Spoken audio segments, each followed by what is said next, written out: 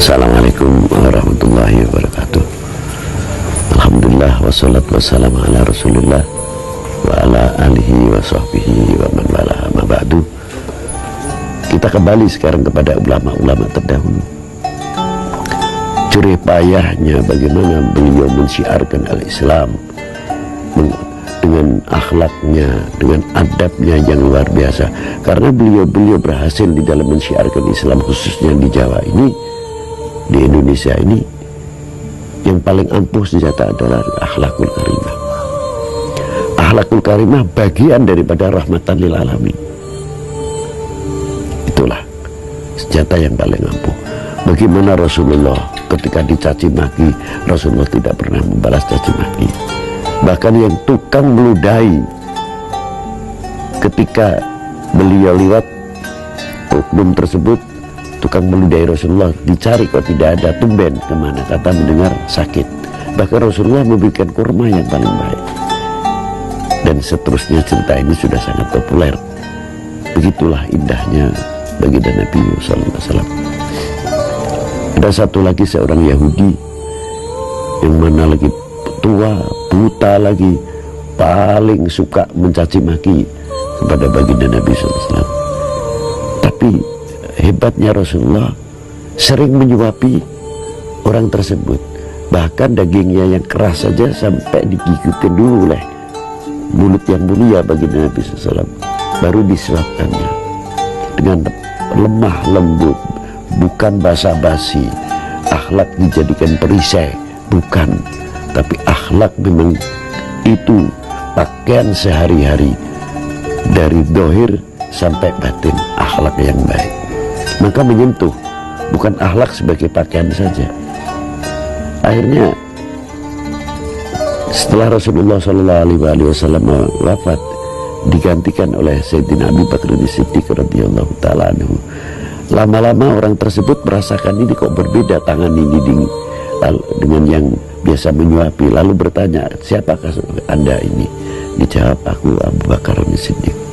Abu Bakar. Kemana yang bisa menyuapi aku? Siapa dia? Dialah yang namanya Muhammad Rasulullah SAW. Kaget, rentaklah. Maka orang itu langsung masuk Islam di tangan Sayyidina Abu Bakar As-Siddiq. Mengapa bukan di zaman Rasulullah masuk Islamnya? Justru di tangan Abu Bakar As-Siddiq bisa membedakan mana tangan Rasulullah dan mana tangan yang lain. Itu hebatnya. Nah, sejauh mana kita ucapan terima kasih itu terhadap para pejuang-pejuang ulama-ulama kita. Banyak memberikan satu percontohan yang luar biasa, khususnya Wali 9 lah yang ada di Indonesia. Kalau saya mencontohkan Syekh Abdul Qadir Jilani terlalu jauh, Imam Syadzili terlalu jauh, Imam Syafi'i dan imam-imam yang lain khususnya yang ada di Timur Tengah dan lainnya seperti Al-Maghribi dan lain sebagainya jauh. Tapi kita contoh yang dekat di Indonesia, Wali 9 yang jelas, Imam Ahmad rahmatillah. Saya kagum kepada para beliau, mempunyai anak satu pun tidak ada yang tidak menjadi waliullah atau ulama, tidak menjadi ulama, tapi rata-rata menjadi ulama-ulama besar. Dari yang putrinya Dewi Asikoh, istri daripada Sultan Abdul Fattah Demak, Syed Hashim Derajat atau Qasim Derajat, ibu beliau bapak daripada Fuqara wal Masakin, bapak daripada para aramil dan para aitam. Dan beliau juga seorang yang ahli ekonom, juga ahli pertanian. Adiknya Maulana Ibrahim Bonang, beliau guru dari para sultan, para ratu, adipati, senopati, panglima, dan guru para wali, para ulama, bapak umat pada waktu itu, yang sangat luar biasa fatwa-fatwanya.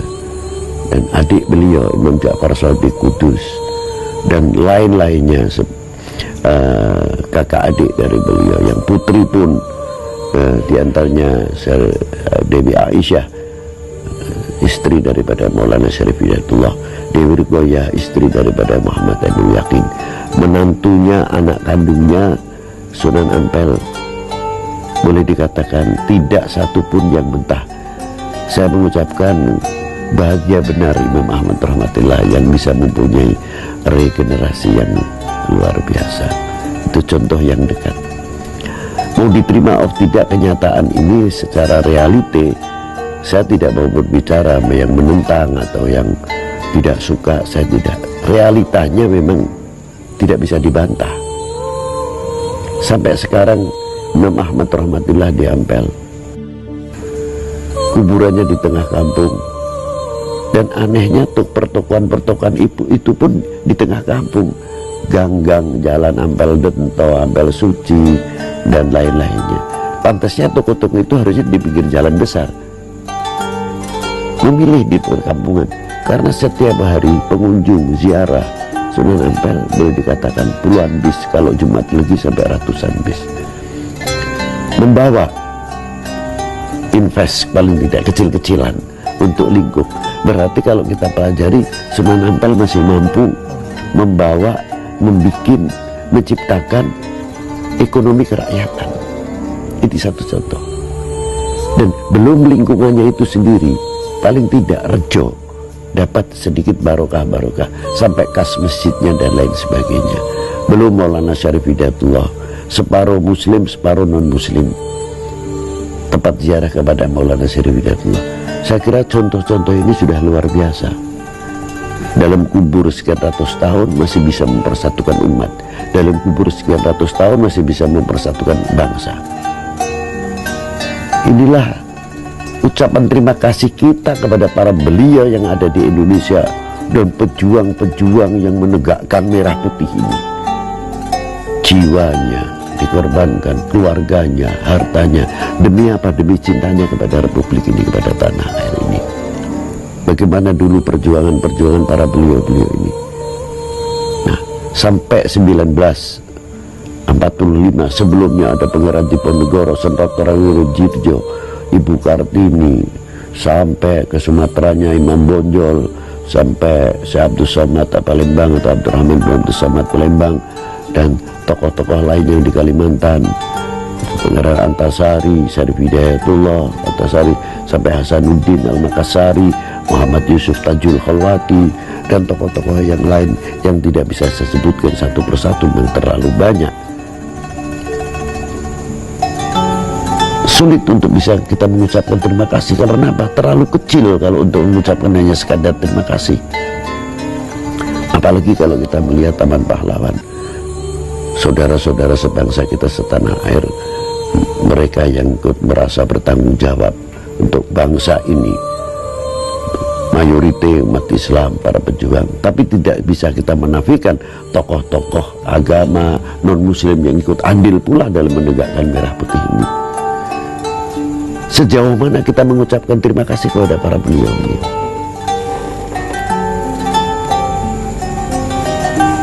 Dan setelah itu atau sebelum para beliau-beliau itu, sebelum 1945 dan setelah 1945, kita di mana? Kami di mana? Oh, kalau 1945 bukan terlalu jauh, sebelumnya itu kita belum apa-apa. Yang kita tanyakan setelah 1945 ke atas, kita pernah berbuat apa? Sejauh mana paling tidak kita telah mengisi kemerdekaan ini yang telah ditinggalkan oleh para beliau? Bagian daripada ucapan terima kasih kepada para beliau. Belum ke Rasulullah, terlalu jauh, terlalu tinggi. Apa yang ada di hadapan kita, para ulama-ulama tadi yang diangkat oleh Allah menjadi para pewaris. Kita pun belum bisa untuk bisa mengucapkan terima kasih kepada pewarisnya, yang sulit untuk kita bisa menggambarkan bagian terima kasih itu sendiri. Belum sekali lagi belum kepada Rasulullah SAW. Ya, yang paling kecil bagian ucapan terima kasih yang telah dimerdekakan bangsa ini hingga menjadi kesatuan negara kesatuan Republik Indonesia. Mestinya kita harus menjaga bagian daripada ucapan terima kasih. Yang kedua, membangun kembali apa yang ada di dalam bumi pertiwi ini.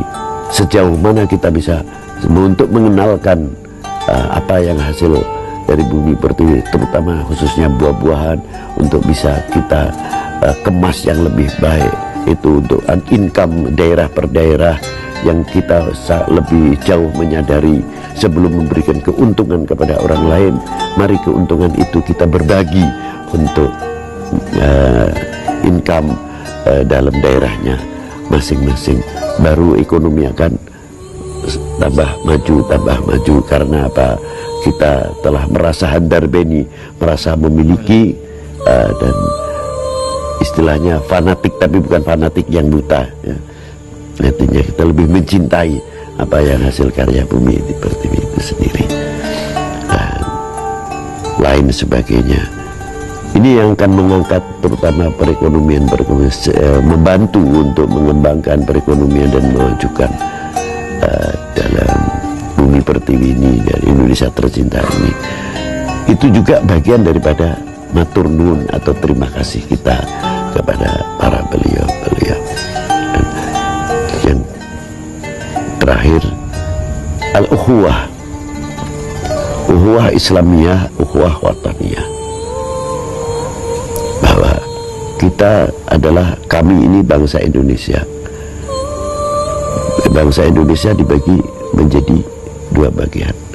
Persaudaraan ini menjadi dua bagian. Artinya, yang pertama, saudara seagama, sebangsa, setanah air.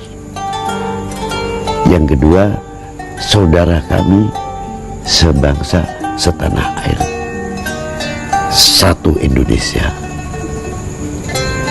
Bagaimana kita harus bisa menjaga keindonesiaan ini terutama dengan pembekalan masing-masing oleh ajaran-ajaran yang dituntun oleh para ulama-ulama kita, sesepuh-sesepuh kita, dalam membuat perekat umat, perekat bangsa, sehingga yang kita harapkan ke depan, paling tidak Indonesia akan menjadi percontohan di dalam dunia perdamaian ini. Itulah bagian terima kasih kami kepada para beliau. Itu yang bisa saya sampaikan. Semoga Allah Ta'ala memberikan manfaat.